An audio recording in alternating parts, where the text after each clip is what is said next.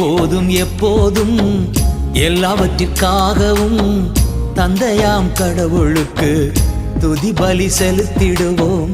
இப்போதும் எப்போதும் எல்லாவற்றிற்காகவும் தந்தையாம் கடவுளுக்கு துதி பலி செலுத்திடுவோம். துதி பலி சுகந்த வாசனை, நன்றி பலி அது உகந்த காணிக்க. துதி பலி அது சுகந்த வாசனை, நன்றி பலி